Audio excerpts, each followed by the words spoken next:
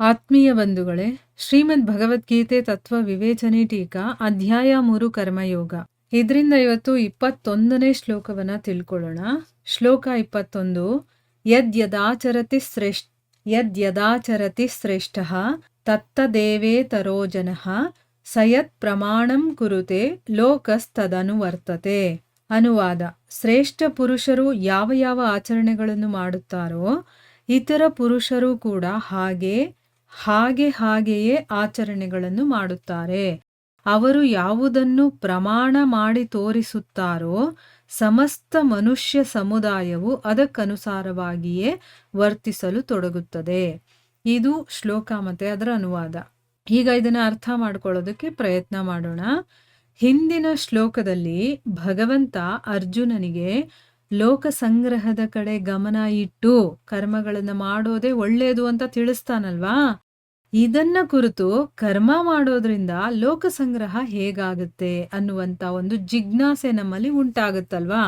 ಅದಕ್ಕೋಸ್ಕರ ಈ ಮಾತನ್ನ ಹೇಳೋದಕ್ಕೆ ನಮಗೆ ತಿಳುವಳಿಕೆ ಬರ್ಬೇಕಲ್ವಾ, ನಮಗದನ್ನ ಅರ್ಥ ಮಾಡಿಸ್ಬೇಕಲ್ವಾ. ಅದಕ್ಕೋಸ್ಕರ ಇಲ್ಲಿ ಹೇಳ್ತಾ ಇದ್ದಾನೆ. ಅಂದ್ರೆ ಅರ್ಥ ಏನು? ಈಗ ನಾನು ಮಾಡುವಂತಹ ಕರ್ಮದಿಂದ ಲೋಕ ಸಂಗ್ರಹ ಹೇಗಾಗುತ್ತೆ ಅಂತನ್ಬಿಟ್ಟು ಈಗ ನಮಗಿರುವಂಥ ಜಿಜ್ಞಾಸೆ ಏನು ಅನ್ನೋದನ್ನ ಇಲ್ಲಿ ಅಂದರೆ ನಮಗೊಂದು ಕ್ವಶನ್ ಬರಬಹುದಲ್ವಾ ಆ ರೀತಿ ಅಂತನ್ಬಿಟ್ಟು ಇಲ್ಲಿ ಈ ಶ್ಲೋಕದಲ್ಲಿ ಏನು ಹೇಳ್ತಾ ಇದ್ದಾರೆ? ಶ್ರೇಷ್ಠ ಪುರುಷರು ಯಾವ ಯಾವ ಆಚರಣೆಗಳನ್ನೆಲ್ಲ ಮಾಡ್ತಾರೋ ಅದನ್ನೇ ಇನ್ನು ಬೇರೆ ಮನುಷ್ಯರು ಕೂಡ ಅದೇ ರೀತಿ ಮಾಡ್ತಾರೆ. ಅಂದ್ರೆ ಈಗ ಒಬ್ಬ ರೋಲ್ ಮಾಡೆಲ್ ಥರ ಇರ್ತಾನೆ. ಒಂದು ಸ್ಟೇಟಲ್ಲಿ ಯಾರೋ ಒಬ್ಬ ತುಂಬ ಹೆಸರುವಾಸಿಯಾಗಿರ್ತಾನೆ. ಇಲ್ಲಾಂದರೆ ಈಗ ಬೆಸ್ಟ್ ಎಕ್ಸಾಂಪಲ್ ಅಂದರೆ ಫಿಲಮ್ ಆ್ಯಕ್ಟರ್ಗಳು ಇರ್ತಾರೆ ಅಂತ ಇಟ್ಕೊಳ್ಳಿ. ಒಬ್ಬ ಹೀರೋ ತುಂಬ ದೊಡ್ಡ ಹೆಸರು ಮಾಡಿರ್ತಾನೆ. ಅವನನ್ನು ಫಾಲೋ ಮಾಡೋರು ಬೇಕಾದಷ್ಟು ಜನ ಇರ್ತಾನೆ. ಅವ್ನು ಹೇಗೆ ನಡೀತಾನೆ, ಅವ್ನು ಏನು ಮಾಡ್ತಾನೆ, ಹೇಗೆ ಮಾತಾಡ್ತಾನೆ, ಮತ್ತು ಅವ್ನು ಯಾವ ರೀತಿ ನಡ್ಕೊಳ್ತಾನೆ ಎಲ್ಲವನ್ನು ಅಬ್ಸರ್ವ್ ಮಾಡ್ತಾ ಇರ್ತಾರೆ. ಅವನ ಥರನೇ ಅವರು ಫಾಲೋ ಮಾಡ್ತಾ ಹೋಗ್ತಾರೆ. ಇಲ್ಲಾಂದರೆ ಈಗ ಪೊಲಿಟಿಕಲ್ ಲೀಡರ್ ಆಗಿರ್ಬೋದು, ಯಾವುದಾದ್ರೂ ಒಂದು ಫೀಲ್ಡಲ್ಲಿ ಅವ್ರಿಗೆ ಇಂಟ್ರೆಸ್ಟ್ ಇರುತ್ತಲ್ಲ ಅಂಥವ್ರನ್ನ ಫಾಲೋ ಮಾಡೋರು ಬೇಕಾದಷ್ಟು ಜನ ಇರ್ತಾರೆ.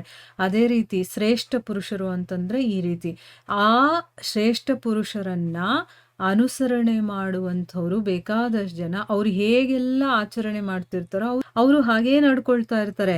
ಅವರು ಯಾವುದನ್ನ ಪ್ರಮಾಣ ಮಾಡಿ ತೋರಿಸ್ತಾರೋ ಅದೇ ರೀತಿ ಮನುಷ್ಯ ಸಮುದಾಯ ಕೂಡ ಅದಕ್ಕನುಸಾರವಾಗಿ ಅದು ಕೂಡ ನಡ್ಕೊಳ್ಳುತ್ತೆ ಅಥವಾ ನಡ್ಕೊಳ್ಳೋದಕ್ಕೆ ತೊಡಗುತ್ತೆ ಅಂತ ಅಂದ್ಬಿಟ್ಟು ಇಲ್ಲಿ ಹೇಳ್ತಾ ಇದ್ದಾರೆ. ಇಲ್ಲಿ ಪ್ರಶ್ನೆ ಏನಪ್ಪಾ ಅಂತಂದ್ರೆ, ಶ್ರೇಷ್ಠ ಅನ್ನುವಂಥ ಪದ ಯಾವ ಮನುಷ್ಯನ ವಾಚಕವಾಗಿದೆ? ಈಗ ಶ್ರೇಷ್ಠ ಅಂತ ಹೇಳಿದ್ದಾರೆ, ಕರೆಕ್ಟು. ಯಾರ ಬಗ್ಗೆ ಶ್ರೇಷ್ಠ ಅಂತ ಹೇಳ್ತಾ ಇರೋದು ಅಂತ ಇಲ್ಲಿ ನಮಗೆ ಒಂದು ಪ್ರಶ್ನೆ ಬರುತ್ತೆ. ಅದಕ್ಕೆ ಉತ್ತರ ಏನು ಅಂತಂದರೆ, ಈ ಜಗತ್ತಲ್ಲಿ ಒಳ್ಳೆ ಗುಣ ಇರುವಂಥವ್ರು ಮತ್ತು ಒಳ್ಳೆ ಆಚರಣೆಗಳ ಕಾರಣದಿಂದ ಧರ್ಮಾತ್ಮ ಅಂತ ಯಾರು ಪ್ರಸಿದ್ಧಿಯಾಗಿರ್ತಾನೋ, ಜಗತ್ತಲ್ಲಿ ಹೆಚ್ಚಿನ ಜನರು ಯಾರ ಮೇಲೆ ಶ್ರದ್ಧೆ ಇಟ್ಟಿರ್ತಾರೆ ಮತ್ತು ವಿಶ್ವಾಸವನ್ನು ಇಟ್ಟಿರ್ತಾರೋ ಅಂಥ ಪ್ರಸಿದ್ಧವಾದಂತಹ ಗೌರವಾನ್ವಿತ ಮಹಾತ್ಮ ಜ್ಞಾನಿಯ ವಾಚಕವಾಗಿ ಇಲ್ಲಿ ಶ್ರೇಷ್ಠ ಅನ್ನುವಂಥ ಪದ ಬಂದಿದೆ. ಈಗ ಅರ್ಥ ಆಯ್ತಾ? ಶ್ರೇಷ್ಠ ಪುರುಷರು ಅಂತ ಹೇಳಿದಾರಲ್ಲ, ಶ್ರೇಷ್ಠ ಅಂತಂದರೆ ಒಳ್ಳೆ ಗುಣ, ಒಳ್ಳೆ ಆಚರಣೆ ಇರಬೇಕು. ಅವನ ಆಚರಣೆಯನ್ನು ನೋಡಿ ಇವನೊಬ್ಬ ಧರ್ಮಾತ್ಮ ಅಂತ ಹೇಳಬೇಕು.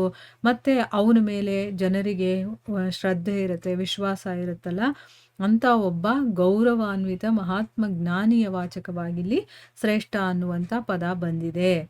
ಮುಂದಿನ ಪ್ರಶ್ನೆ ಏನು ಅಂತಂದರೆ, ಶ್ರೇಷ್ಠ ಪುರುಷರು ಯಾವ ಯಾವ ಕರ್ಮವನ್ನ ಮಾಡ್ತಾರೋ ಬೇರೆ ಮನುಷ್ಯರು ಕೂಡ ಆಯಾ ಕರ್ಮಗಳನ್ನೇ ಮಾಡ್ತಾರೆ ಅಂತ ಹೇಳಿದಾರಲ್ಲ, ಇದರ ಅರ್ಥ ಏನು? ಅಂದರೆ ಶ್ರೇಷ್ಠ ಪುರುಷರೆಲ್ಲ ಮಾಡಿರೋ ಕೆಲಸಗಳನ್ನು ಇವರೆಲ್ಲ ಮಾಡ್ತಾರೆ ಅಂತಾರಲ್ಲ, ಅದಕ್ಕೆ ಅರ್ಥ ಏನು ಅಂತ. ಉತ್ತರ ಏನು ಅಂತಂದರೆ, ಈ ವಾಕ್ಯದಿಂದ ಭಗವಂತ ಮೇಲೆ ತಿಳಿಸಿರುವಂತಹ ಮಹಾತ್ಮರಿದಾರಲ್ಲ, ಅವರು ತಮ್ಮ ವರ್ಣಾಶ್ರಮ ಧರ್ಮವನ್ನು ಒಂದು ಒಳ್ಳೆಯ ರೀತಿಯಲ್ಲಿ ಅನುಷ್ಠಾನ ಮಾಡ್ತಾ ಇದ್ರೆ, ಅಂದರೆ ಈಗ ಒಬ್ಬ ಶ್ರೇಷ್ಠ ಪುರುಷ ಅವನು ಯಾವ ವರ್ಣದಲ್ಲಿದ್ದಾನೋ, ಯಾವ ಆಶ್ರಮದಲ್ಲಿದ್ದಾನೋ ಅದಕ್ಕೆ ತಕ್ಕಂಗೆ ಅವನು ನಡ್ಕೊಳ್ತಾ ಇದ್ರೆ ಬೇರೆ ಜನ ಕೂಡ ಅದನ್ನೇ ಅವರು ಅನುಕರಣೆ ಮಾಡಿ ತಮ್ಮ ತಮ್ಮ ವರ್ಣಾಶ್ರಮ ಧರ್ಮವನ್ನು ಪಾಲಿಸೋದ್ರಲ್ಲಿ ಅವರು ಕೂಡ ಶ್ರದ್ಧಾಪೂರ್ವಕವಾಗಿ ತೊಡಗ್ತಾರೆ. ಈಗ ಒಬ್ಬ ಮನುಷ್ಯ ಮನೆಯನ್ನು ಚೆನ್ನಾಗಿ ನೋಡ್ಕೊಳ್ಳೋದು ಅಥವಾ ಅವನ ಮನೇಲಿರುವಂಥ ತಂದೆ, ತಾಯಿ, ಅಕ್ಕ ತಂಗಿಯರನ್ನ ಅವ್ರನ್ನ ಗೌರವ ಕೊಟ್ಟು ನೋಡ್ಕೊಳ್ಳೋದು, ಅವ್ರನ್ನ ಚೆನ್ನಾಗಿ ನೋಡ್ಕೊಳ್ಳೋದು, ಇದನ್ನೆಲ್ಲ ಮಾಡ್ತಾ ಇದ್ದಾಗ ಅವನು ಅಷ್ಟು ಚೆನ್ನಾಗಿ ನೋಡ್ಕೊಳ್ತಾನೆ. ನಾವು ಕೂಡ ಹಾಗೆ ನೋಡ್ಕೋಬೇಕು ಅಂತ ಇವರಲ್ಲೂ ಕೂಡ ಅದೇ ಗುಣ ಬರುತ್ತೆ. ಅದೇ ರೀತಿ ಅವರು ಪಾಲನೆ ಮಾಡ್ತಾರಲ್ವ. ಇದರಿಂದ ಏನಾಗುತ್ತೆ, ಸೃಷ್ಟಿಯ ವ್ಯವಸ್ಥೆ ಬಹಳ ಅಚ್ಚುಕಟ್ಟಾಗಿ ನಡೀತಾ ಇರುತ್ತೆ. ಯಾವ ರೀತಿಯ ಬಾಧೆ ಕೂಡ ಉಂಟಾಗೋದಿಲ್ಲ ಅನ್ನುವಂಥ ಒಂದು ಭಾವವನ್ನ ಇಲ್ಲಿ ತೋರಿಸಿದ್ದಾನೆ. ಆದ್ರೆ ಯಾರಾದರೂ ಧರ್ಮಾತ್ಮ ಜ್ಞಾನಿಯಾದ ಮಹಾಪುರುಷ ತಮ್ಮ ವರ್ಣಾಶ್ರಮ ಧರ್ಮವನ್ನೇನಾದರೂ ತ್ಯಾಗ ಮಾಡಿದ್ರೆ ಅದು ಬೇರೆ ಜನರ ಮೇಲೂ ಕೂಡ ಅದರ ಪ್ರಭಾವ ಬೀರುತ್ತೆ.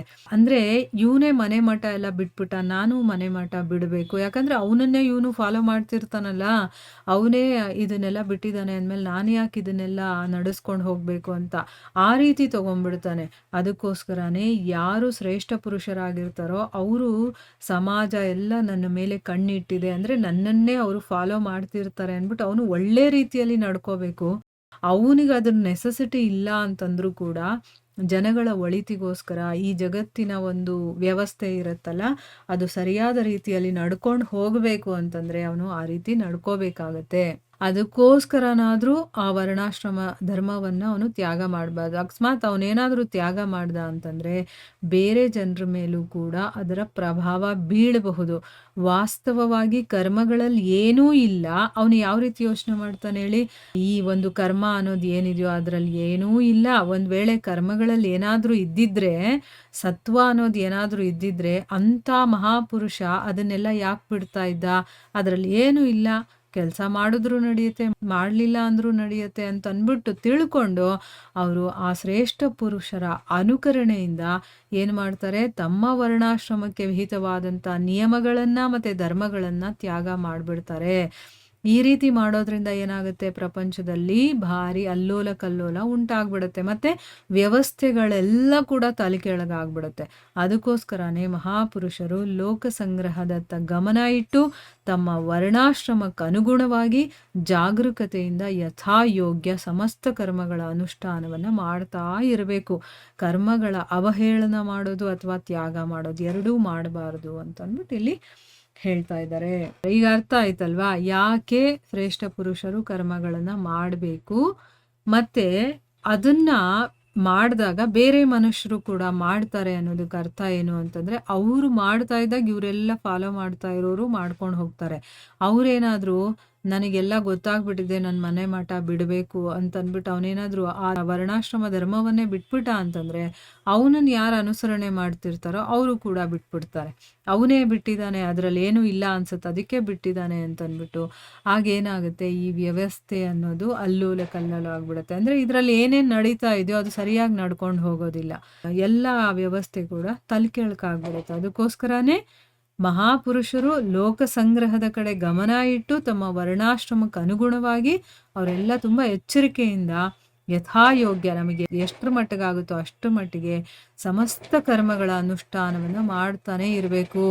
ಯಾವತ್ತೂ ಕರ್ಮಗಳನ್ನ ಅವಹೇಳನೂ ಮಾಡಬಾರ್ದು, ಅದನ್ನ ಬೈಕೋಬಾರ್ದು, ತೆಗಳಬಾರ್ದು, ತ್ಯಾಗ ಕೂಡ ಮಾಡಬಾರ್ದು ಅಂತ ಅಂದ್ಬಿಟ್ಟು ಇಲ್ಲಿ ಹೇಳ್ತಾ ಇದ್ದಾನೆ ಭಗವಂತ. ಇಲ್ಲಿಗೆ ನಾವು ನಿಲ್ಸೋಣ. ಹರೇ ಕೃಷ್ಣ.